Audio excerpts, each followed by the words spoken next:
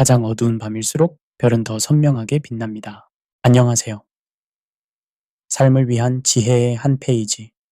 여러분과 함께 쓰는 지혜의 책. 여기는 Book of How to. 저는 진행자 제임스 김입니다. 이 프로그램은 매일 반복되는 삶 속에서 어떻게 살아야 할까? 라는 질문에 작지만 분명한 해답을 찾아가는 시간입니다. 성공적인 관계를 만드는 법부터 마음을 다스리는 방법, 삶의 목적을 찾는 여정까지 어떻게, 즉 how to의 모든 것을 다룹니다. 오늘 우리가 함께 나눌 주제는 왜 인간은 가장 어두운 순간에 빛을 갈망하는가입니다. 어둠은 누구에게나 찾아옵니다. 상실, 고통, 혼란, 외로움, 절망.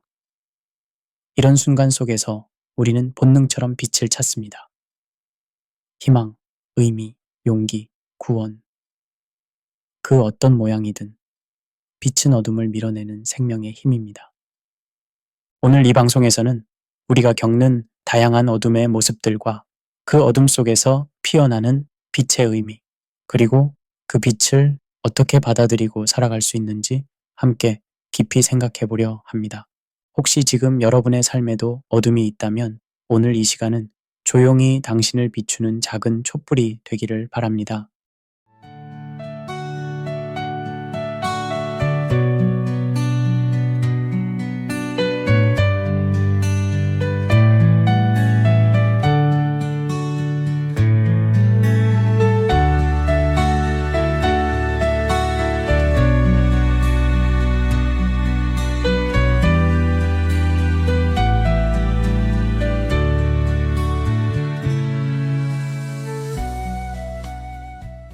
왜 인간은 가장 어두운 순간에 빛을 갈망하게 되는가? 안녕하세요, 소중한 청취자 여러분. 어둠과 빛이라는 단어를 들으면 어떤 생각이 드시나요? 어떤 분은 밤과 낮을 떠올리실 수도 있고, 어떤 분은 절망과 희망을 생각하실 수도 있을 것입니다. 사실 이 두 개념은 단순히 물리적인 현상을 넘어 우리 인간 경험의 가장 깊은 부분을 상징합니다. 인류 역사를 통틀어 어둠과 빛은 문학에서, 종교에서, 철학에서, 그리고 우리의 일상 언어에서도 끊임없이 사용되어 온 강력한 은유입니다. 어둠은 고통과 혼란, 절망의 시간을 나타내고 빛은 희망과 이해, 그리고 구원을 의미합니다. 흥미로운 것은 우리가 편안하고 안전할 때는 빛을 당연하게 여기지만 어둠 속에서는 그 빛의 가치를 절실히 깨닫게 됩니다. 이것을 다른 예로 설명해 드릴게요. 건강할 때는 건강을 느끼지 못하지만 아플 때 비로소 건강의 소중함을 알게 되는 것처럼 말입니다. 평화로울 때는 평화를 당연하게 여기지만 전쟁이나 갈등 중에는 평화의 가치를 간절히 추구하게 되는 것과 같습니다. 저는 종종 이런 생각을 해봅니다. 만약 우리가 항상 밝은 빛 속에서만 살았다면 빛의 소중함을 알 수 있었을까? 아마도 그렇지 않을 것입니다. 물고기가 물의 존재를 모르듯 우리도 빛 속에만 있다면 빛 자체를 의식하지 못할 수도 있습니다. 어둠이 있기에 빛이 더욱 찬란하게 빛나는 것이죠. 이것은 단순한 관찰이 아니라 인간 경험의 핵심에 있는 근본적인 진실입니다. 여러분 중에 혹시 깊은 동굴이나 지하실에 들어가 본 경험이 있으신 분 계신가요? 그런 곳에서 모든 불빛을 끄면 정말로 손 한 치 앞도 보이지 않는 완전한 어둠을 경험하게 됩니다. 그런 순간에 성냥 하나, 촛불 하나가 얼마나 소중하게 느껴지는지 아실 것입니다. 우리 인생도 마찬가지입니다. 때로는 완전한 어둠 같은 시간을 지나가게 됩니다. 그런 순간에 작은 희망 하나, 따뜻한 말 한마디, 누군가의 작은 관심이 얼마나 큰 빛이 되는지 경험하게 됩니다. 이제 인간이 경험하는 어둠의 다양한 형태들을 함께 살펴보겠습니다. 어둠이라고 해서 모두 같은 것은 아닙니다. 마치 빛에도 촛불의 빛, 전등의 빛, 달빛, 햇빛 등 여러 종류가 있듯이 어둠에도 여러 가지 종류가 있습니다. 먼저 상실의 어둠이 있습니다. 이것은 우리가 소중히 여겼던 무언가를 잃는 경험에서 오는 어둠입니다. 사랑하는 사람을 잃거나 직업을 잃거나 꿈이 무너지는 경험을 말합니다. 이런 상실의 어둠은 단순히 슬픔만이 아닙니다. 정체성의 혼란을 동반합니다. 나는 누구인가? 라는 근본적 질문에 직면하게 됩니다. 평생 누군가의 배우자였던 사람이 갑자기 혼자가 되었을 때, 평생 부모 역할에 몰두했던 사람이 자녀들이 독립한 후 빈 둥지를 마주했을 때, 수십 년간 한 직업의 정체성을 의존했던 사람이 은퇴하거나 해고당했을 때 느끼는 그 혼란과 공허함 말입니다. 그리고 고통의 어둠도 있습니다. 이것은 신체적, 정신적, 영적 고통을 의미합니다. 만성질환으로 고생하는 환자분들, 우울증과 불안으로 일상생활이 불가능한 분들, 트라우마로 인해 과거에 갇힌 분들이 경험하는 어둠입니다. 혼란의 어둠도 있습니다. 이것은 우리가 직면한 세상을 이해하지 못하거나 우리의 위치를 알지 못할 때 경험하는 어둠입니다. 그리고 의미의 어둠이 있습니다. 이것은 우리의 삶과 경험이 어떤 더 큰 목적에 기여하는지 의문을 가질 때를 의미합니다. 내 인생이 무슨 의미가 있는가? 나는 왜 존재하는가? 이 모든 고통과 노력이 결국 무엇을 위한 것인가? 죽으면 모든 것이 끝인데 지금 내가 하는 모든 것들이 무슨 소용인가? 이런 질문들이 이 어둠의 핵심입니다. 특히 현대 사회에서는 전통적인 종교나 가치 체계가 약화되면서 많은 사람들이 이런 실존적 공허감을 경험하고 있습니다. 마지막으로 관계의 어둠도 있습니다. 사랑하는 사람들과의 단절, 배신, 오해, 그리고 외로움의 어둠입니다. 인간은 본질적으로 관계적 존재입니다. 우리는 타인과의 연결을 통해 자신의 존재를 확인하고 의미를 찾습니다. 그런데 이 관계가 깨어질 때 우리는 깊은 어둠을 경험합니다. 여러분, 지금까지 어둠의 여러 얼굴들을 살펴보았습니다. 혹시 이 중에서 여러분이 경험하고 있거나 경험했던 어둠이 있으신가요? 만약 그렇다면 여러분은 혼자가 아닙니다. 이런 어둠들은 인간이라면 누구나 경험할 수 있는 것들입니다. 중요한 것은 이런 어둠의 경험들이 단순히 불쾌한 상태가 아니라는 점입니다. 이것들은 종종 우리의 정체성과 세계관의 근본적인 재평가를 요구합니다. 어둠 속에서 우리는 우리가 누구인지, 무엇을 믿는지, 그리고 무엇이 중요한지에 대해 깊이 생각하게 됩니다. 이제 어둠이 우리에게 가르쳐 주는 것들에 대해 더 깊이 살펴보겠습니다. 어둠을 단순히 피해야 할 적으로만 생각한다면 우리는 어둠이 주는 귀중한 선물들을 놓치게 될 수 있습니다. 첫째, 어둠은 우리에게 겸손을 가르칩니다. 모든 것이 순조로울 때는 우리가 삶을 통제할 수 있다고 착각하기 쉽습니다. 내가 열심히 살면 좋은 일만 생길 거야. 내가 조심하면 나쁜 일은 일어나지 않을 거야 라고 생각하기 쉽죠. 하지만 어둠은 우리의 한계를 분명하게 보여줍니다. 아무리 준비해도 예상치 못한 일이 일어날 수 있다는 것, 아무리 노력해도 통제할 수 없는 영역이 있다는 것을 깨닫게 해줍니다. 이는 고통스럽지만 동시에 해방적일 수 있습니다. 모든 것을 통제해야 한다는 부담에서 벗어날 수 있기 때문입니다. 둘째, 어둠은 우리의 공감 능력을 기릅니다. 고통을 경험해 본 사람은 다른 사람의 고통을 더 깊이 이해할 수 있습니다. 상실을 경험해 본 사람은 다른 사람의 상실감을 진정으로 공감할 수 있습니다. 셋째, 어둠은 무엇이 정말 중요한지를 드러내줍니다. 평상시에는 중요하지 않은 것들에 시간과 에너지를 쓰기 쉽습니다. 외모, 명품, 남들의 시선, 사소한 경쟁 등에 매달리기 쉽죠. 하지만 진정한 위기가 닥쳤을 때, 예를 들어 심각한 질병 진단을 받았을 때, 사랑하는 사람을 잃었을 때, 이런 것들이 얼마나 사소한지 깨닫게 됩니다. 대신 건강, 가족, 진정한 친구, 사랑, 시간의 소중함을 절실히 느끼게 됩니다. 어둠은 우리에게서 불필요한 것들을 제거하고 본질적인 것들만을 남겨둡니다.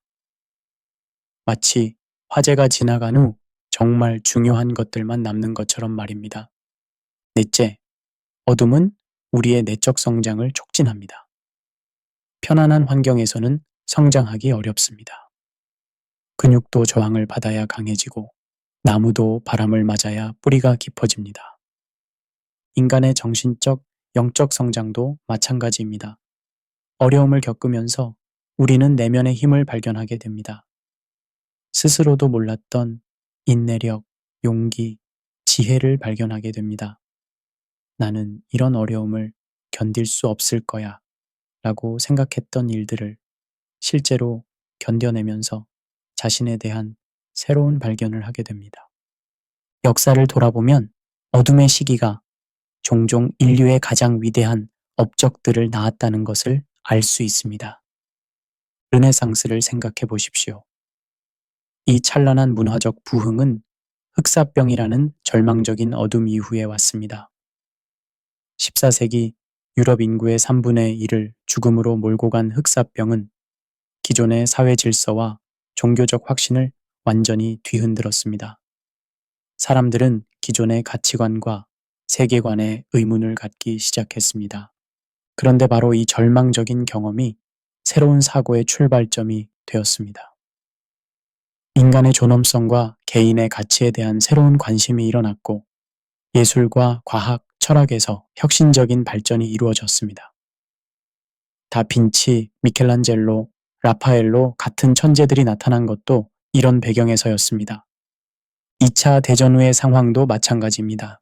인류 역사상 가장 참혹한 전쟁이 끝난 후 사람들은 다시는 이런 일이 일어나서는 안 된다는 결의를 했습니다. 그래서 유엔이 창설되었고 인권선언이 채택되었으며 국제협력의 새로운 시대가 열렸습니다. 우리나라의 경우도 마찬가지입니다. 일제강점기, 6.25 전쟁, 독재정권 등 수많은 어둠의 시기를 거쳐 오늘날의 민주주의와 경제발전을 이루었습니다. 그 과정에서 많은 희생이 있었지만 그 희생들이 헛되지 않도록 더 나은 사회를 만들어가려는 의지가 있었기에 가능한 일이었습니다. 개인 차원에서도 마찬가지입니다. 많은 위대한 예술 작품들이 깊은 개인적 고통 중에 창작되었습니다. 베토벤의 가장 아름다운 교향곡들을 생각해 보십시오. 그의 9번 교향곡 합창은 그가 완전히 청력을 잃은 후에 작곡되었습니다. 음악가에게 청력을 잃는다는 것은 죽음과 같은 것일 텐데, 바로 그 절망적인 상황에서 환희의 송가가 탄생한 것입니다. 고흐의 불멸의 작품들은 그의 정신적 고통과 사회적 고립 속에서 창조되었습니다. 그의 별이 빛나는 밤은 정신병원에 있을 때 그린 작품입니다. 그의 내면의 고통이 오히려 더 깊고 아름다운 예술적 표현으로 승화된 것입니다. 프리다 칼로는 척추 부상으로 평생 고통받았지만 그 고통이 그녀의 예술적 영감의 원천이 되었습니다. 그녀는 나는 내 자신의 현실을 그린다고 말했습니다.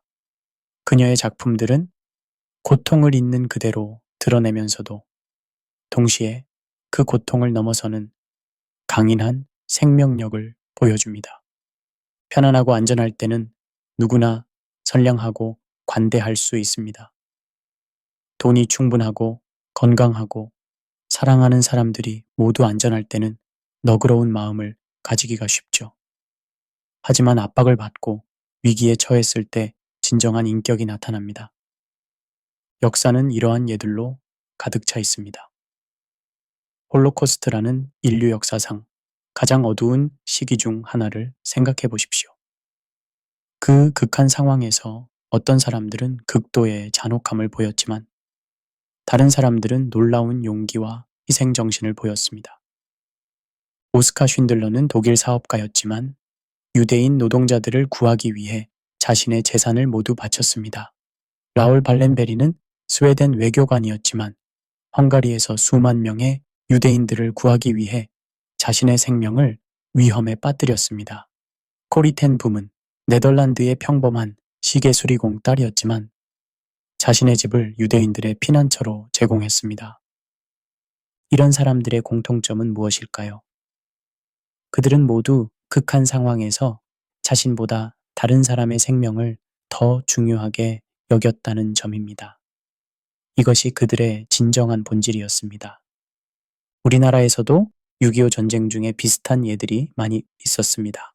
자신의 안전을 뒤로하고 다른 사람들을 구한 분들, 마지막 한 끼를 나누어 준 분들, 위험을 무릅쓰고 부상자들을 구호한 분들의 이야기들이 그것입니다. 반대의 경우도 있습니다. 평상시에는 도덕적이고 선량해 보였던 사람들이 위기 상황에서는 이기적이고 잔혹한 모습을 보이는 경우도 있었습니다. 이건 역시 어둠이 드러낸 그들의 진정한 본질이었습니다. 고대 철학자들도 이런 현상을 주목했습니다. 고대 로마의 철학자 세네카는 불행은 덕의 기회다 라고 썼습니다. 그의 관점에서 어려움은 우리의 품성을 시험하고 발전시키는 기회였습니다. 평상시에는 드러나지 않던 용기, 인내, 지혜, 자비 같은 덕목들이 위기 상황에서 빛을 발할 수 있다는 것입니다. 에픽테토스는 노예 출신이었지만 자유로운 사람보다 더 자유로운 정신을 가졌습니다. 그는 사람들을 괴롭히는 것은 사건 자체가 아니라 사건에 대한 그들의 판단이다 라고 말했습니다. 즉, 같은 어둠의 상황이라도 그것을 어떻게 받아들이고 해석하느냐에 따라 완전히 다른 결과가 나올 수 있다는 것입니다. 마르쿠스 아우렐리우스는 로마 제국의 황제였지만 동시에 깊은 철학자였습니다. 그의 명상록은 권력의 절정에 있으면서도 인생의 덧없음과 어려움에 대해 깊이 성찰한 기록입니다. 그는 우리를 방해하는 것이 우리를 도와주는 것이다. 장애물이 길이 된다고 썼습니다. 현대 심리학도 이 고대의 통찰력을 뒷받침합니다. 심리학자들은 역경이 종종 외상후 성장으로 이어진다는 것을 발견했습니다. 이는 깊은 개인적 고통으로부터 오는 긍정적인 심리적 변화를 의미합니다. 그러나 균형 잡힌 시각을 위해 말씀드리자면 어둠이 반드시 숭고함이나 용기를 이끌어내는 것만은 아닙니다. 때로는 자기 기만, 분노, 심지어 잔혹함으로 이어질 수도 있습니다. 같은 홀로코스트에서 어떤 사람들은 영웅이 되었지만 다른 사람들은 악마가 되었습니다. 어떤 사람들은 고통 속에서 성장하고 다른 사람들은 무너집니다. 어둠이 반드시 계몽으로 이어지는 것은 아닙니다. 이것은 우리가 어둠에 어떻게 반응하는지가 얼마나 중요한지를 상기시킵니다. 어둠 자체는 중립적일 수 있습니다. 그것이 우리를 더 나은 사람으로 만들지 아니면 더 나쁜 사람으로 만들지는 우리의 선택에 달려 있습니다. 바로 여기서 우리의 자유의지와 책임이 중요해집니다. 우리는 상황을 선택할 수는 없지만 그 상황에 대한 반응은 선택할 수 있습니다. 이제 인간의 가장 근본적인 특성 중 하나인 의미 추구 본능에 대해 더 깊이 탐구해 보겠습니다. 이것이 바로 우리가 어둠 속에서 빛을 갈망하는 핵심적인 이유 중 하나입니다. 여러분, 인간과 다른 동물들의 가장 큰 차이점은 무엇일까요? 물론 언어, 도구 사용, 추상적 사고 등 여러 가지가 있지만 가장 근본적인 차이는 인간이 의미를 찾는 존재라는 점입니다. 우리는 끊임없이 왜? 라고 묻습니다. 이것이 무슨 의미가 있는가? 내가 왜 여기 있는가? 내 삶의 목적은 무엇인가? 이 고통에는 어떤 의미가 있는가?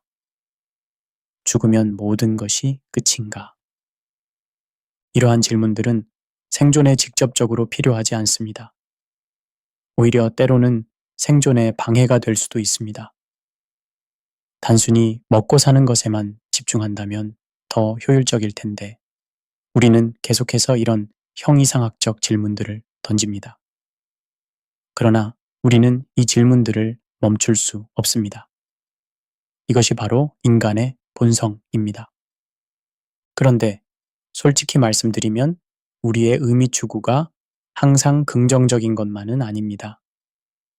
때로는 이것이 우리를 고통스럽게 만들기도 합니다. 전도자은 전도서에서 많은 지혜에는 많은 근심이 있나니 지식을 더하는 자는 슬픔을 더하느니라고 말했습니다. 무지한 상태에서는 행복할 수 있었던 것들이 지식과 함께 고통의 원인이 됩니다. 알베르 카미는 인간의 존재를 부조리라고 명명했습니다. 의미를 찾으려는 인간의 욕구와 침묵하는 우주 사이의 모순을 부조리라고 보았습니다. 어쩌면 의미 없는 우주에서 의미를 찾으려는 우리의 시도는 시지프스의 바위와 같은 우스꽝스러운 노력일 수도 있습니다. 그럼에도 불구하고 한 가지 분명한 것은 어둠의 시간에 이 의미 추구가 더욱 긴급해진다는 것입니다. 고통이 클수록 인간은 그 고통을 견디게 할 이유와 방향을 찾으려고 합니다. 평상시에는 왜 사는가? 라는 질문을 진지하게 고민하지 않을 수 있습니다. 일상의 바쁨 속에서 이런 근본적 질문들을 회피할 수 있죠. 하지만 위기가 닥쳤을 때 이 질문들이 강력하게 떠오릅니다. 이것이 바로 우리가 어둠 속에서 빛을 가장 강렬하게 갈망하는 이유입니다. 빛은 단순한 탈출이 아닙니다. 그것은 존재의 구심점이 됩니다. 그것은 우리의 고통 속에서 방향과 목적을 제공합니다. 그것은 우리의 경험을 혼돈에서 의미로 변화시킵니다. 이제 올바른 하나님을 믿는 신앙이 어둠에서 빛으로의 여정에서 어떤 역할을 하는지에 대해 깊이 탐구해 보겠습니다. 신앙은 단순한 종교적 믿음을 넘어서 어둠 속에서 빛을 찾는 우리의 여정에서 중요한 역할을 합니다. 신앙은 우리가 볼 수 없는 것을 보게 해줍니다. 그것은 우리가 눈에 보이는 현실을 넘어 보게 해줍니다. 이는 단순한 종교적 관념이 아니라 실제로 우리의 인식과 경험을 변화시키는 강력한 힘입니다. 히브리서 11장 1절은 믿음은 바라는 것들의 실상이요 보이지 않는 것들의 증거니라고 정의합니다. 이것은 신앙이 우리에게 아직 보이지 않는 현실을 파악할 수 있게 해준다는 것을 의미합니다. 그것은 우리에게 어둠 너머의 빛을 볼 수 있게 해줍니다. 이것을 좀 더 구체적으로 설명해 드리겠습니다. 어둠 속에 있을 때 우리의 자연적인 시각으로는 앞이 보이지 않습니다.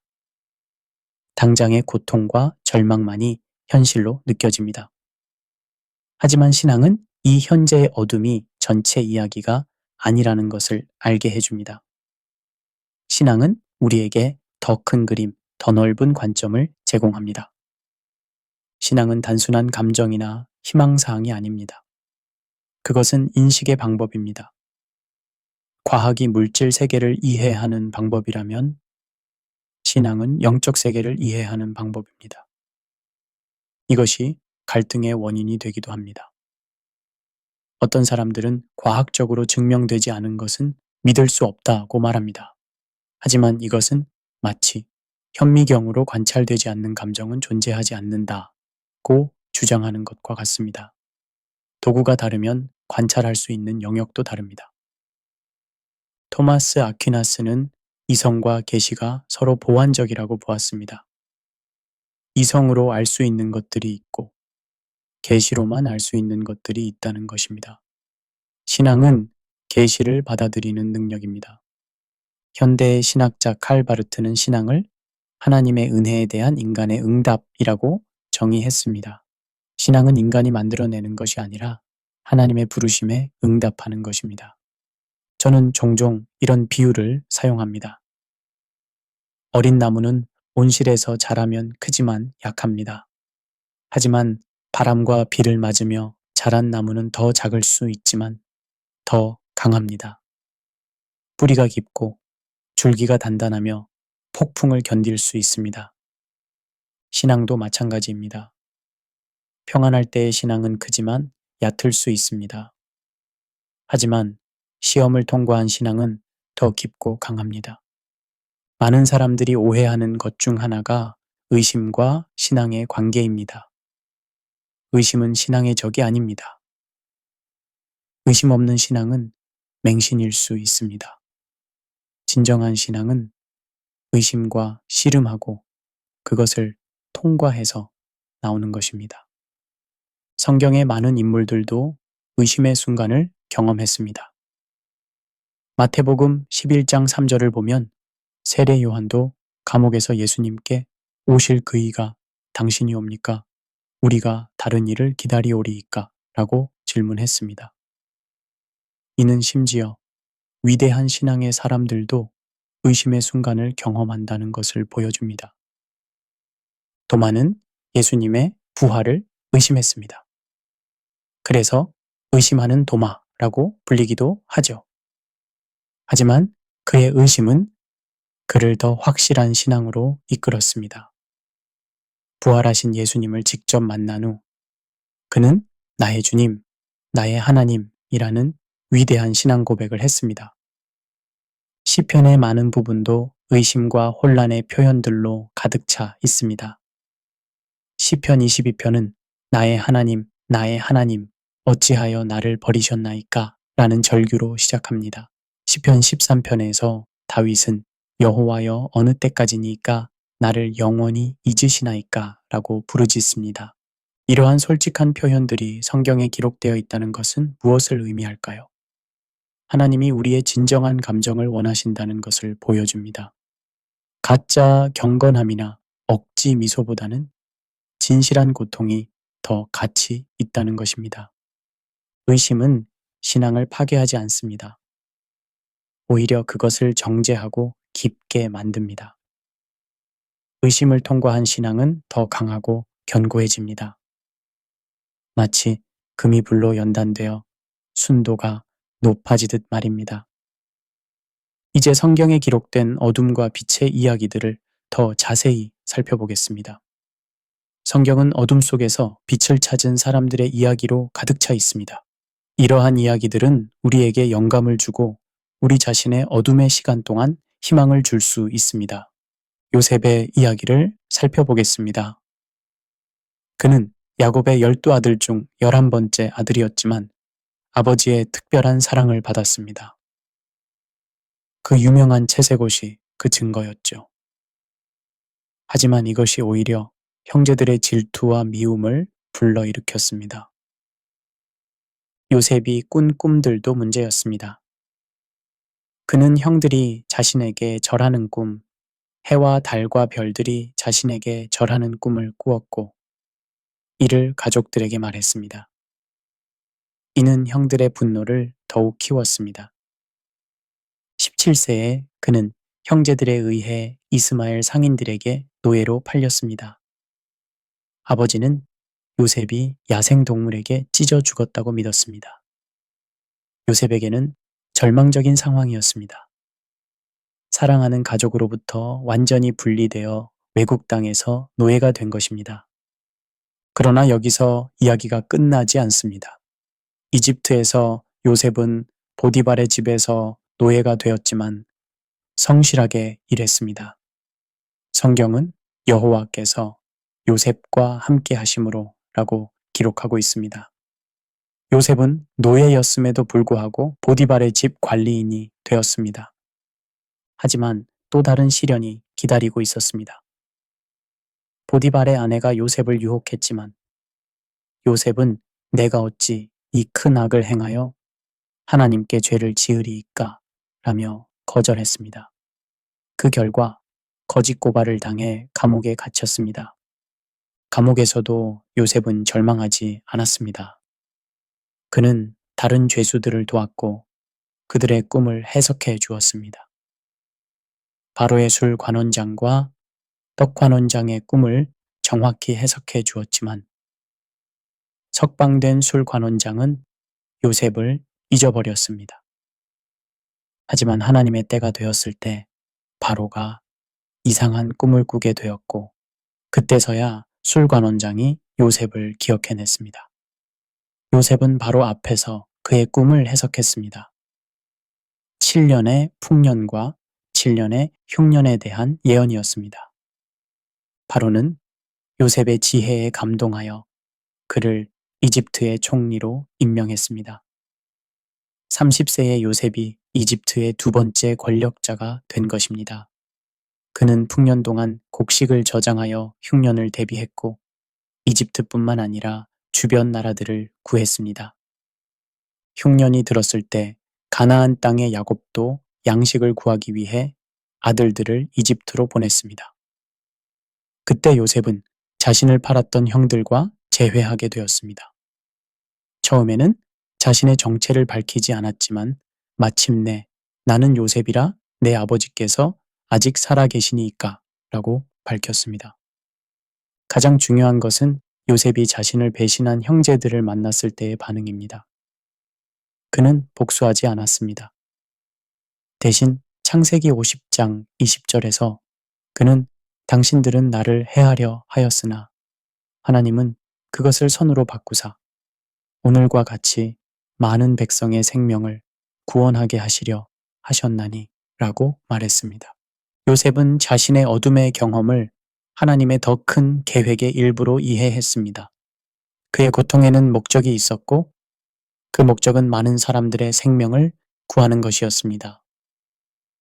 다윗의 이야기도 어둠과 빛의 패턴을 분명하게 보여줍니다. 그는 베들레헴의 작은 목동에서 시작했습니다. 아버지 이새의 막내 아들로 형들이 전쟁에 나간 동안 양을 치고 있었습니다. 사무엘이 이새의 집에 와서 다윗에게 기름을 부어 왕으로 기름 부었을 때 아무도 이 어린 목동이 이스라엘의 위대한 왕이 될 것이라고 생각하지 못했습니다. 다윗 자신도 그 의미를 완전히 이해하지 못했을 것입니다. 다윗이 처음 주목받은 것은 골리앗을 물리쳤을 때였습니다. 이스라엘 군대가 블레셋의 거인 골리앗 앞에서 떨고 있을 때 다윗은 이 할례 받지 않은 블레셋 사람이 누구이기에 살아계신 하나님의 군대를 모독하겠느냐며 나섰습니다. 다윗은 물맷돌 하나로 골리앗을 쓰러뜨렸습니다. 이 사건으로 그는 일약 이스라엘의 영웅이 되었습니다. 사울 왕도 그를 궁중으로 불러들여 갑옷을 입히는 자로 삼았습니다. 하지만 여기서 다윗의 어둠이 시작되었습니다. 백성들이 사울은 천천히요, 다윗은 만만히로다 라고 노래하는 것을 들은 사울은 극도로 질투했습니다. 사울은 다윗을 죽이려고 여러 번 시도했습니다. 다윗은 사울의 사위가 되어 미갈과 결혼했지만 사울의 미움은 더욱 커졌습니다. 결국 다윗은 궁중을 떠나 도망자 생활을 해야 했습니다. 이 시기가 다윗에게는 극도로 어려운 시간이었습니다. 언제 죽을지 모르는 상황에서 동굴에 숨어 지내야 했고 가족과 떨어져 있어야 했습니다. 아둘람 굴에서 그는 환경에 쫓긴 자들, 빚진 자들, 마음이 원통한 자들 400명을 거느리게 되었습니다. 하지만 바로 이 시기에 다윗은 하나님과의 깊은 관계를 형성했습니다. 시편의 많은 부분이 이 시기에 쓰여졌습니다. 시편 23편에 내가 사망의 음침한 골짜기로 다닐지라도 해를 두려워하지 않을 것은 주께서 나와 함께 하심이라.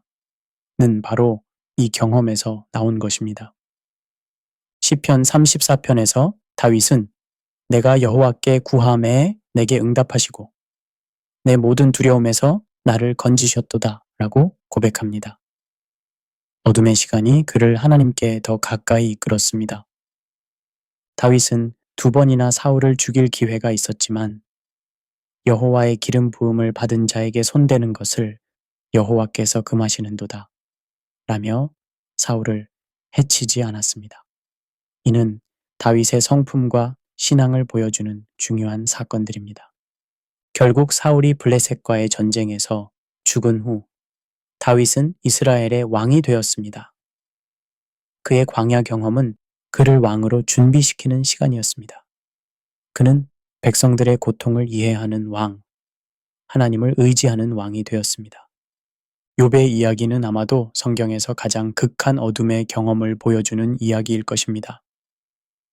욥은 의롭고 완전한 사람이었습니다. 성경은 그를 완전하고 정직하여 하나님을 경외하며 악에서 떠난 자라고 소개합니다. 그는 많은 재산을 가지고 있었습니다. 양 7,000마리, 낙타 3,000마리, 소 500쌍, 암나귀 500마리, 그리고 많은 종들을 가지고 있었습니다.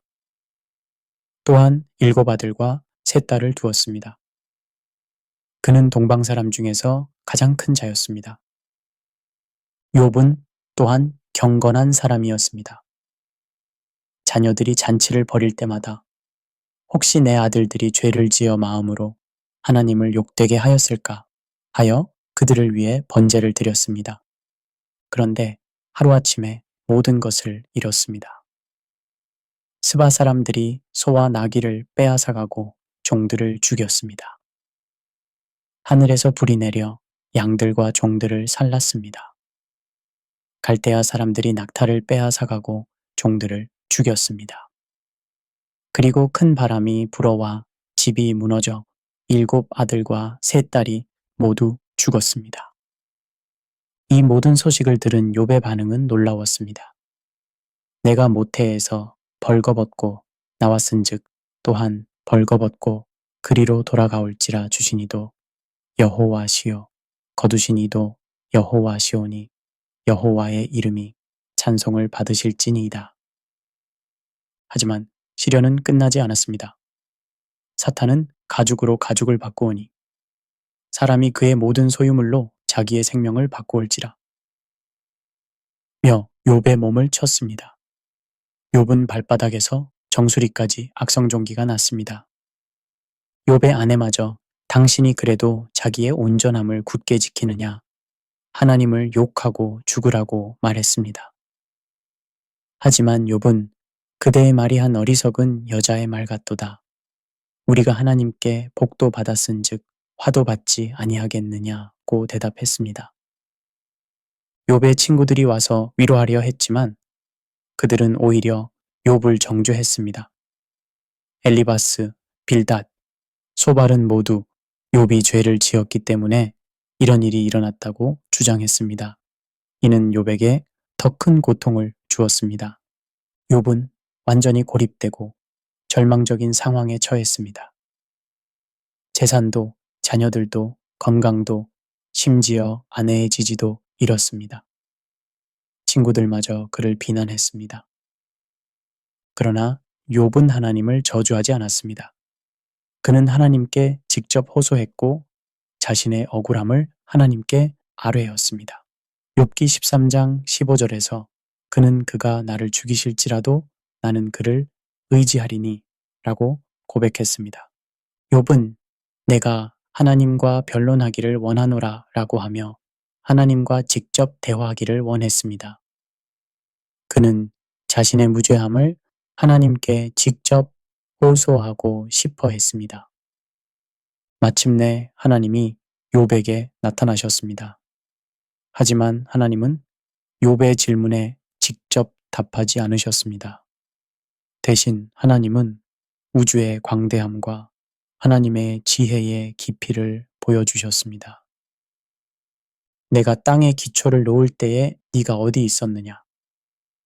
바다가 그 경계를 넘지 못하게 문과 빗장을 베풀 때에 네가 어디 있었느냐? 네가 새벽 빛으로 하여금 그 처소를 알게 하였느냐? 이런 질문들을 통해 하나님은 욥에게 하나님의 주권과 지혜를 보여주셨습니다.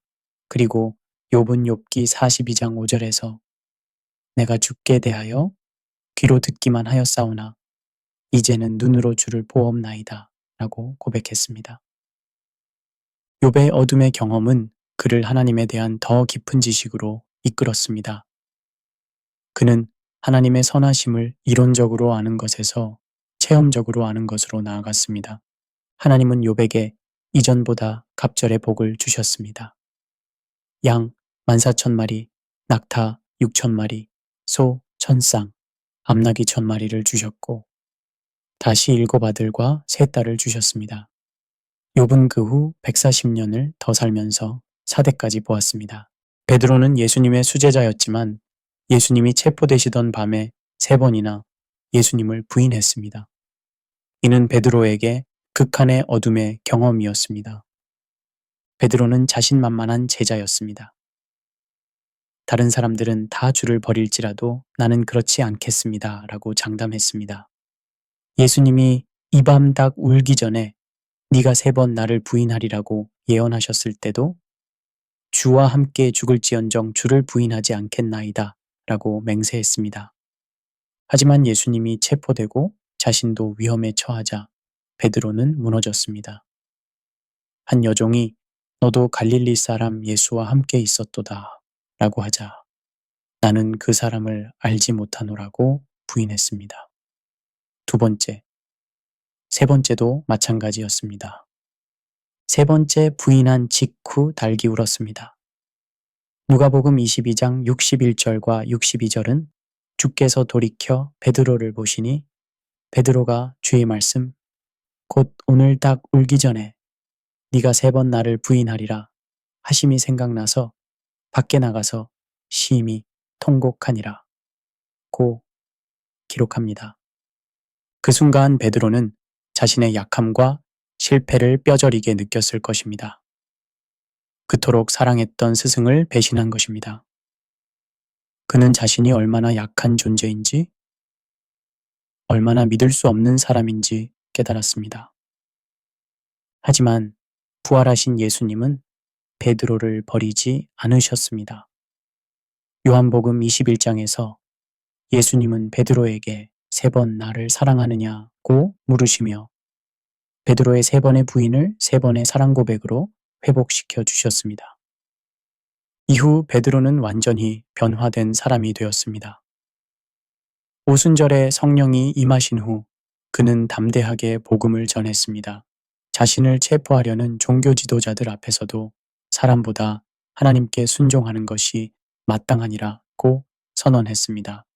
그의 어둠의 경험은 그를 더 겸손하고 은혜를 아는 사도로 만들었습니다.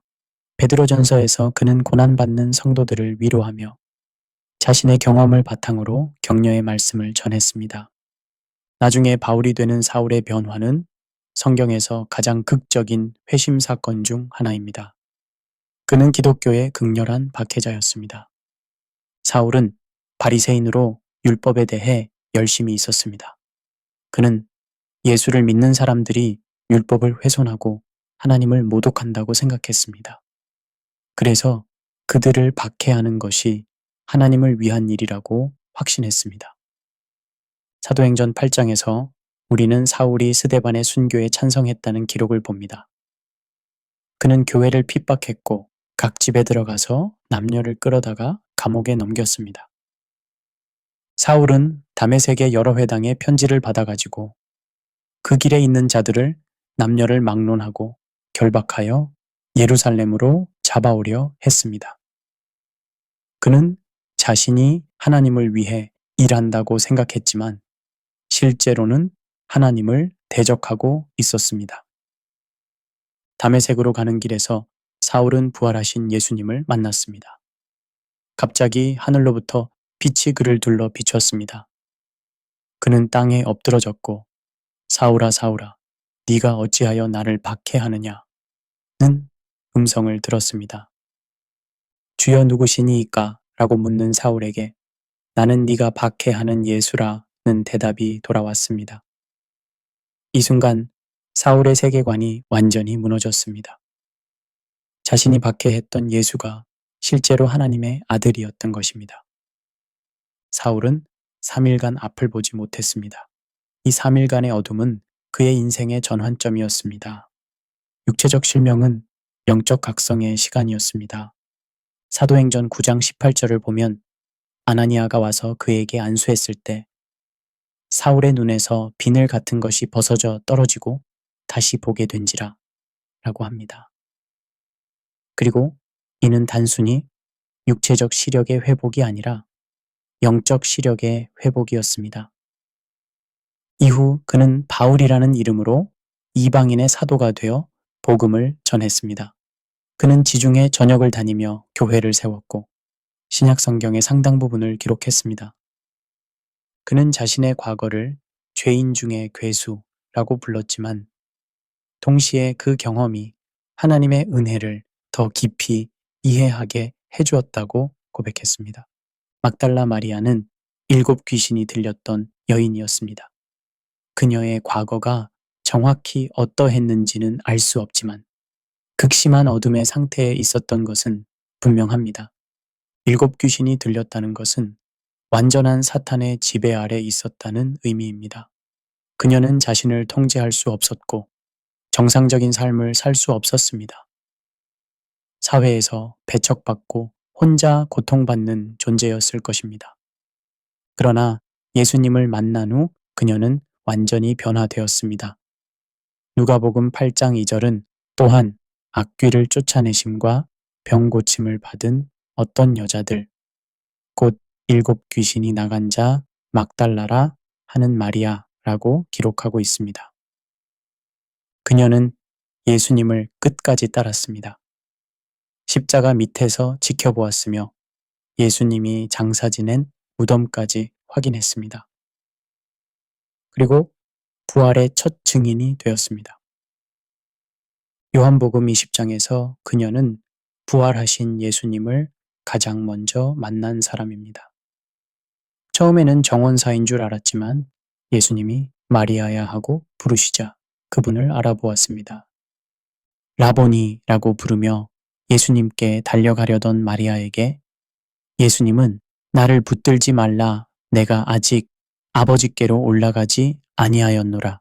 너는 내 형제들에게 가서 이르되 내가 내 아버지 곧 너희 아버지 내 하나님 곧 너희 하나님께로 올라간다 하라고 말씀하셨습니다.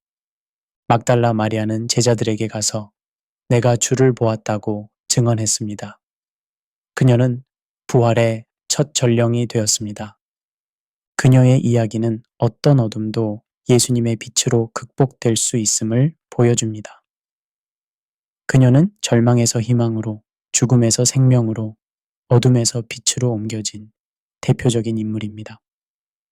그리고 물론 모든 이야기 중 가장 위대한 이야기는 예수 그리스도의 이야기입니다.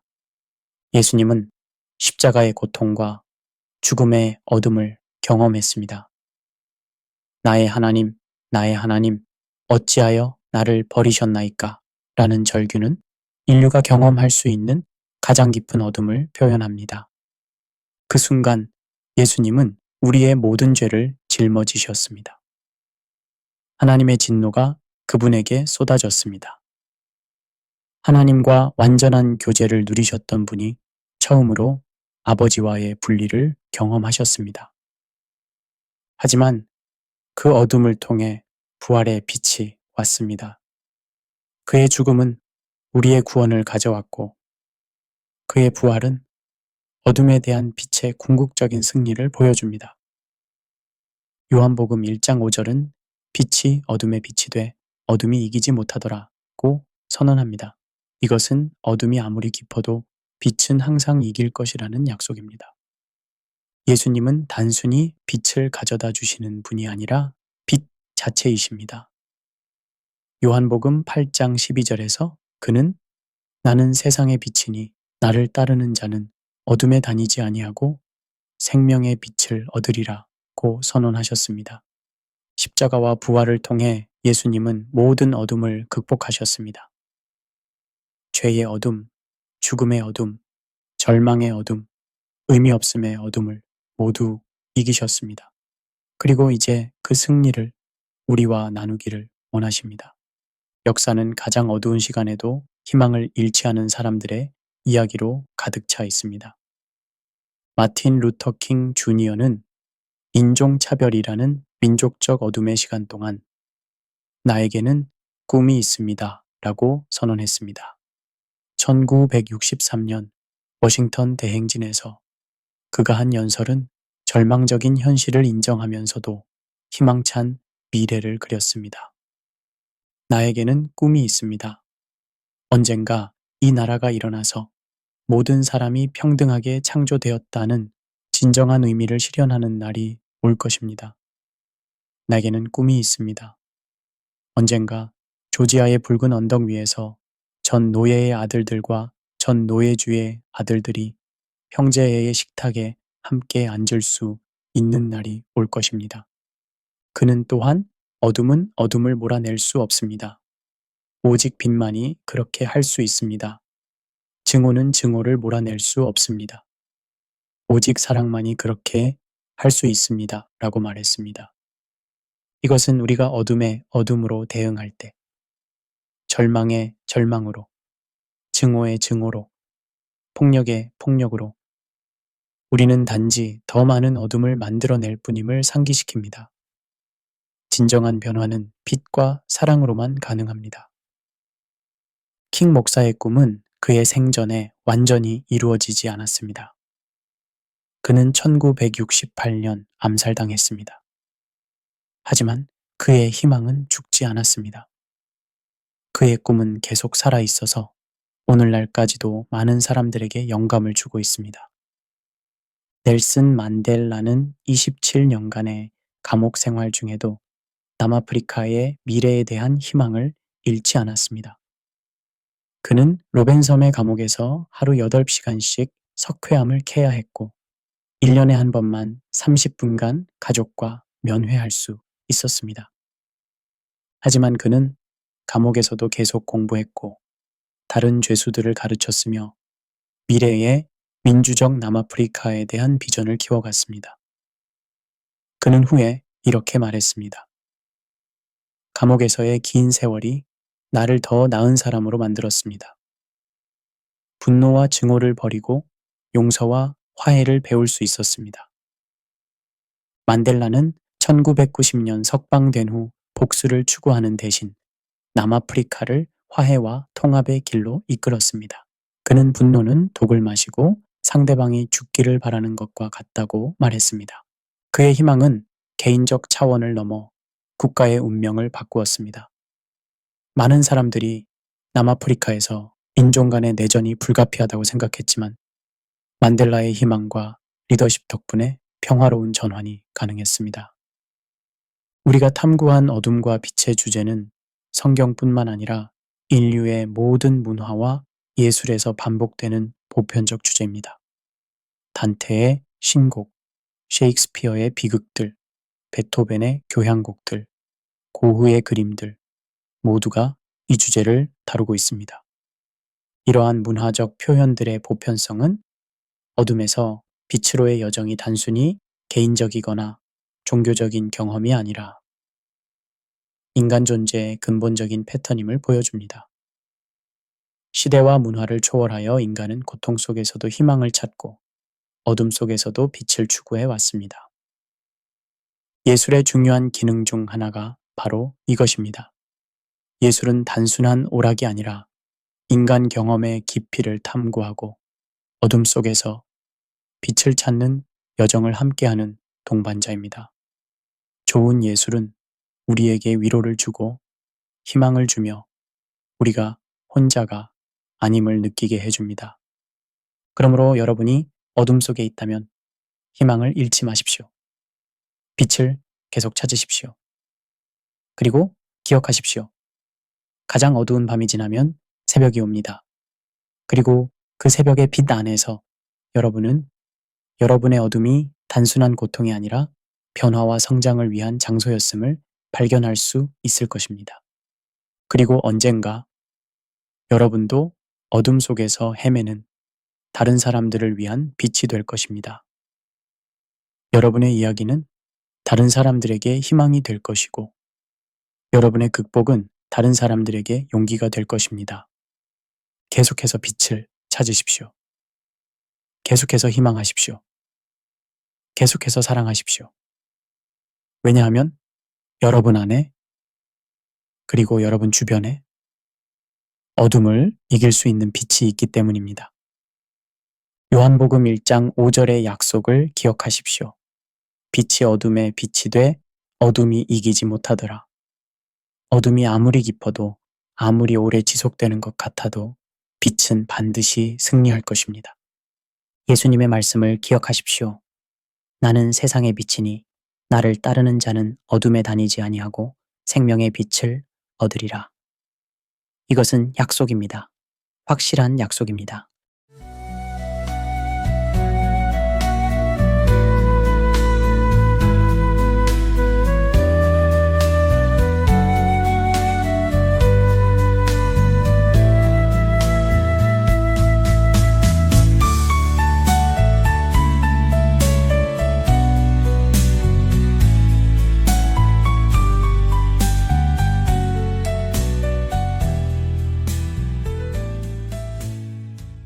오늘 우리는 어둠 속에서 빛을 찾는 인간의 갈망, 그리고 그 갈망이 만들어낸 수많은 이야기들을 함께 나누었습니다. 고통은 끝이 아니라 변화의 시작, 절망은 멈춤이 아니라 방향 전환의 기회, 그리고 어둠은 빛을 알아보게 해주는 배경일지도 모릅니다. 혹시 지금 삶의 깊은 밤을 지나고 계신가요? 그렇다면 기억하세요. 빛은 이미 존재합니다. 그리고 그 빛은 결국 어둠을 이길 것입니다. Book of How To는 여러분의 하루에 지혜의 한 줄기를 더해드리고자 매일 새로운 질문과 해답을 찾아 나아갑니다. 이 프로그램은 당신의 삶을 더욱 따뜻하게 만들어주는 공간, 한국 제품 전문 온라인 스토어, 아파트몰의 후원으로 함께합니다. 한국의 정성과 품질을 미국까지, 필요한 생활용품, 건강식품, 따뜻한 마음까지 aptmall.net 아파트몰에서 만나보세요. 저는 진행자 제임스 김이었습니다. 다음 시간에도 삶을 더 깊이 이해하고 함께 성장하는 이야기로 찾아뵙겠습니다. 혹시 질문이나 문의하고 싶으신 분들이나 개인 상담이 필요하신 분들은 201-787-6534로 전화나 문자를 보내주세요. 201-787-6534입니다. 그리고 더 많은 내용을 듣고 싶으신 분들은 유튜브에서 Book of How to 제임스 킴을 검색해 주세요. 가장 어두운 순간이 당신 안의 빛을 발견하는 시간이 되기를 소망합니다. 감사합니다.